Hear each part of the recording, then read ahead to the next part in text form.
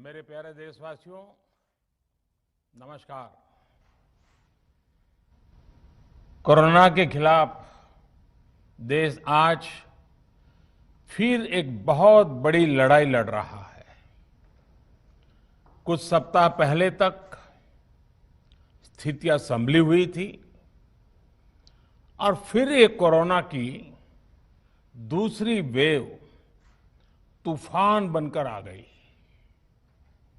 जो पीड़ा आपने सही है, जो पीड़ा आप सह रहे हैं, उसका मुझे पूरा एहसास है। जिन लोगों ने बीते दिनों में अपनों को खोया है, मैं सभी देशवासियों की तरफ से उनके प्रति संवेदनाएं व्यक्त करता हूं। परिवार के एक सदस्य के रूप में मैं आपके दुख में शामिल हूं। चुनौती बड़ी है, लेकिन हमें मिलकर अपने संकल्प, अपने हौसले और तैयारी के साथ इसको पार करना है। साथियों, अपनी बात को विस्तार देने से पहले मैं देश के सभी डॉक्टरों, मेडिकल स्टाफ, पैरामेडिकल स्टाफ, हमारे सभी सफाई कर्मचारी भाई बहन, हमारे एम्बुलेंस के ड्राइवर्स, हमारे सुरक्षा बल, पुलिसकर्मी, सभी की सराहना करूंगा। आपने कोरोना की पहली वेव में भी अपना जीवन दांव पर लगाकर लोगों को बचाया था। आज आप फिर इस संकट में अपने परिवार, अपने सुख, अपनी चिंता छोड़कर दूसरों का जीवन बचाने में दिन रात जुटे हुए हैं। साथियों, हमारे शास्त्रों में कहा गया है, त्याज्यम न धैर्यम विदुरेऽपि काले, अर्थात कठिन से कठिन समय में भी हमें धैर्य नहीं खोना चाहिए। किसी भी परिस्थिति से निपटने के लिए हम सही निर्णय लें, सही दिशा में प्रयास करें, तभी हम विजय हासिल कर सकते हैं।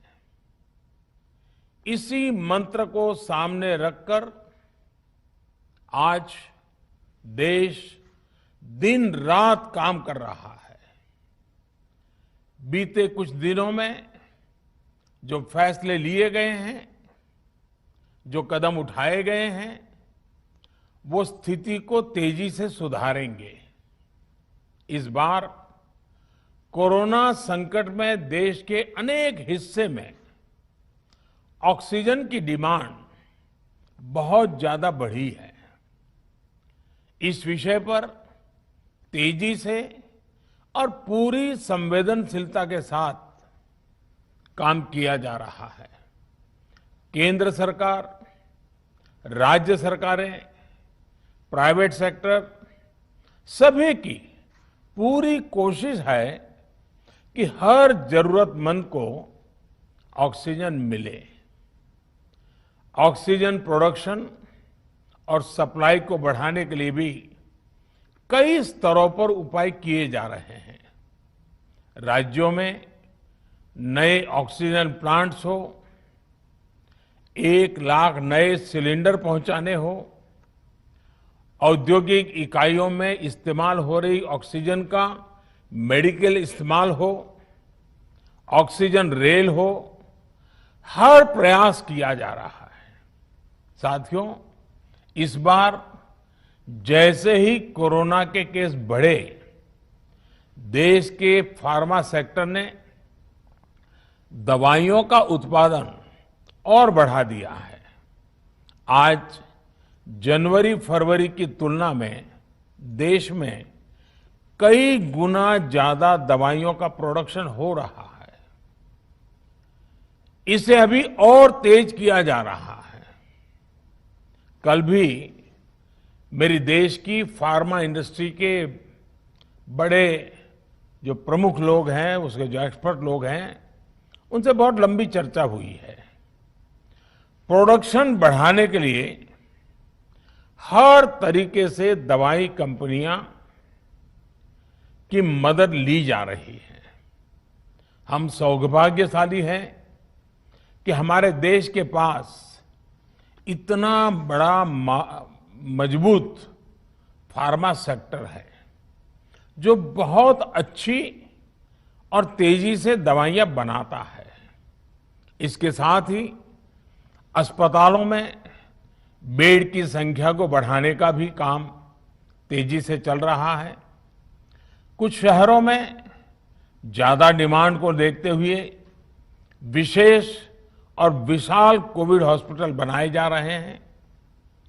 साथियों, पिछले वर्ष जब देश ने कोरोना के कुछ ही मरीज सामने आए थे, उसी समय भारत में कोरोना वायरस के खिलाफ प्रभावी वैक्सीन के लिए काम शुरू कर दिया था। हमारे वैज्ञानिकों ने दिन रात एक करके बहुत कम समय में देशवासियों के लिए वैक्सीन विकसित की है। आज दुनिया की सबसे सस्ती वैक्सीन भारत में है। भारत की कोल्ड चेन व्यवस्था के अनुकूल वैक्सीन हमारे पास है। इस प्रयास में हमारे प्राइवेट सेक्टर ने इनोवेशन और एंटरप्राइज की भावना का बेहतरीन प्रदर्शन किया है। वैक्सीन्स की अप्रूवल्स और रेगुलेटरी प्रोसेसेस को फास्ट ट्रैक पर रखने के साथ ही सभी साइंटिफिक और रेगुलेटरी मदद को बढ़ाया गया है। यह एक टीम एफर्ट है जिसके कारण हमारा Bharat 2 made in India vaccine के साथ दुनिया का सबसे बड़ा टीकाकरण अभियान शुरू कर पाया। टीकाकरण के पहले चरण से ही गति के साथ ही इस बात पर जोर दिया गया कि ज्यादा से ज्यादा क्षेत्रों तक, जरूरतमंद लोगों तक वैक्सीन पहुंचे। दुनिया में सबसे तेजी से भारत में पहले 10 करोड़, फिर 11 करोड़ और अब 12 करोड़ वैक्सीन डोज दिए गए हैं। आज कोरोना से इस लड़ाई में हमें हौसला मिलता है कि हमारे health care workers, frontline corona warriors और सीनियर सिटीजन्स के एक बड़े हिस्से को वैक्सीन का लाभ मिल चुका है। साथियों, कल ही वैक्सीन को लेकर हुए एक और अहम फैसला भी हमने किया है। 1 मई के बाद से 18 वर्ष के ऊपर के किसी भी व्यक्ति को वैक्सीनेट किया जा सकेगा। अब भारत में जो वैक्सीन बनेगी उसका आधा हिस्सा सीधे राज्यों और अस्पतालों को भी मिलेगा। इस बीच गरीबों, बुजुर्गों, निम्न मध्यम वर्ग के लोग, 45 वर्ष की आयु के ऊपर के व्यक्तियों के लिए केंद्र सरकार का जो वैक्सीन कार्यक्रम चल रहा है वो भी उतनी ही तेजी से जारी रहेगा। पहले की तरह ही सरकारी अस्पतालों में मुफ्त वैक्सीन मिलती रहेगी, जिसका फायदा, जैसा मैंने कहा, हमारे गरीब परिवार हो, हमारे मध्यम वर्ग, निम्न मध्यम वर्ग के परिवार हो, वो उनका लाभ उठा सकेंगे। साथियों, हम सभी का प्रयास जीवन बचाने के लिए है, और जीवन बचाने के लिए तो है ही, प्रयास से भी ये है कि आर्थिक गतिविधियां और आजीविका कम से कम प्रभावित हो। प्रयास का तरीका यही रखा जाए। वैक्सीनेशन को 18 वर्ष की आयु के ऊपर के लोगों के लिए ओपन करने से शहरों में जो हमारे वर्कफोर्स है उसे तेजी से वैक्सीन उपलब्ध होगी। राज्यों और केंद्र सरकार के प्रयासों से श्रमिकों को भी तेजी से वैक्सीन मिले लगेगी। मेरा राज्य प्रशासन से आग्रह है कि वो श्रमिकों का भरोसा जगाए रखे। उनसे आग्रह करें कि वो जहां है वहीं रहे। राज्यों द्वारा दिया गया ये भरोसा उनकी बहुत मदद करेगा कि वो जिस शहर में हैं वहीं पर अगले कुछ दिनों में वैक्सीन भी लगेगी और उनका काम भी बंद नहीं होगा। साथियों, पिछली बार जो परिस्थितियां थी वो अभी से काफी भिन्न थी। तब हमारे पास इस वैश्विक महामारी से लड़ने के लिए कोरोना स्पेसिफिक मेडिकल इंफ्रास्ट्रक्चर नहीं था। आप याद करिए देश की क्या स्थिति थी। कोरोना टेस्टिंग के लिए पर्याप्त लैब नहीं, पीपीई का कोई प्रोडक्शन नहीं, हमारे पास इस बीमारी के ट्रीटमेंट के लिए कोई खास जानकारी भी नहीं। लेकिन बहुत ही कम समय में हमने इन चीजों में सुधार किया। आज हमारे डॉक्टरों ने कोरोना के इलाज की बहुत ही अच्छी एक्सपर्टीज हासिल कर ली है। वो ज्यादा से ज्यादा जीवन बचा रहे हैं।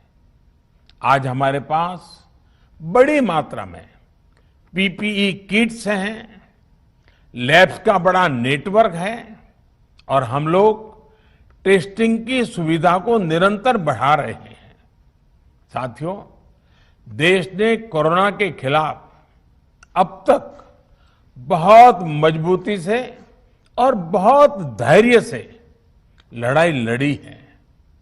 इसका श्रेय आप सभी को, सभी देशवासियों को ही जाता है।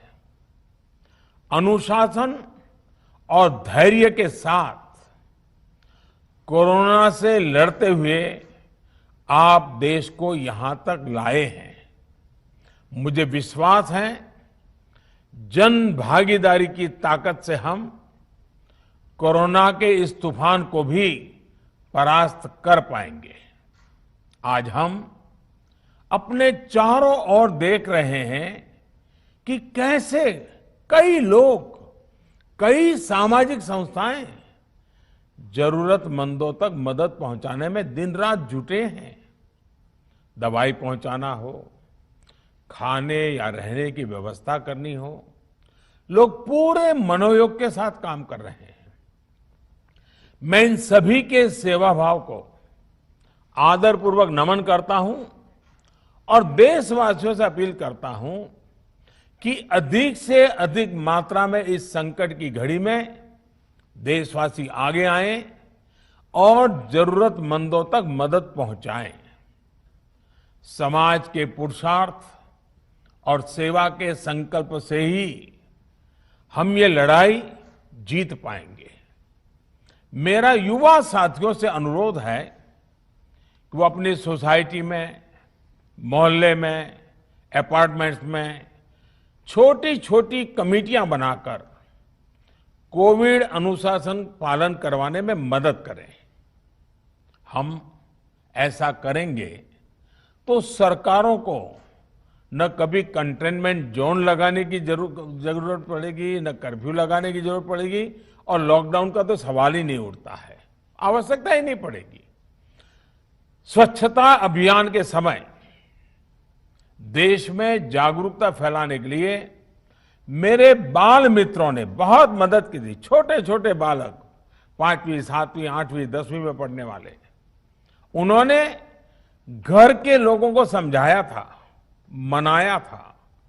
उन्होंने बड़ों को भी स्वच्छता का संदेश दिया था। आज मैं फिर अपने बाल मित्रों से एक बात विशेष तौर पर कहना चाहता हूं। मेरे बाल मित्र, घर में ऐसा माहौल बनाइए कि बिना काम, बिना कारण घर के लोग घर से बाहर न निकले। आपकी जीत बहुत बड़ा परिणाम ला सकती है। प्रचार माध्यमों से भी मेरी प्रार्थना है कि ऐसे संकट की घड़ी में वो लोगों को सतर्क और जागरूक करने के लिए जो प्रयास कर रहे हैं उसे और बढ़ाएं। इसके साथ ही इसके लिए भी काम करें कि डर का माहौल कम हो सके, लोग अफवाह और भ्रम में न आए।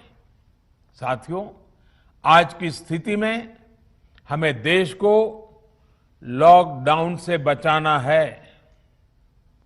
मैं राज्यों से भी अनुरोध करूंगा कि वो लॉकडाउन को अंतिम विकल्प के रूप में ही इस्तेमाल करें।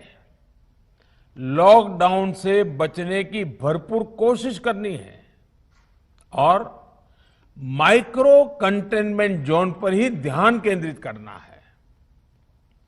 हम अपनी अर्थव्यवस्था की सेहत भी सुधारेंगे और देशवासियों की सेहत का भी ध्यान रखेंगे। साथियों, आज नवरात्रि का आखिरी दिन है। कल रामनवमी है और मर्यादा पुरुषोत्तम श्री राम का हम सभी को यही संदेश है कि हम मर्यादाओं का पालन करें। कोरोना के इस संकट काल में कोरोना के बचने के जो भी उपाय है, कृपया करके उनका पालन 100% करिए। दवाई भी, कड़ाई भी, इस मंत्र को कभी भी भूलना नहीं है। ये मंत्र जरूरी है, वैक्सीन के बाद भी जरूरी है। रमजान के पवित्र महीने का भी आज 7वां दिन है। रमजान हमें धैर्य, आत्मसंयम और अनुशासन की सीख देता है। कोरोना के खिलाफ जंग जीतने के लिए अनुशासन भी, उसकी भी उतनी ही जरूरत है। जब जरूरी हो तभी बाहर निकले, कोविड अनुशासन का पूरा पालन करें। मेरा आप सभी से यही आग्रह है। मैं आपको फिर ये भरोसा देता हूं, आपके इस साहस, धैर्य और अनुशासन के साथ जुड़कर आज जो परिस्थितियां हैं उन्हें बदलने में देश कोई कोर कसर नहीं छोड़ेगा। आप सभी स्वस्थ रहें, आपका परिवार स्वस्थ रहे, इसी कामना के साथ मैं अपनी बात समाप्त करता हूं। आपका बहुत बहुत धन्यवाद।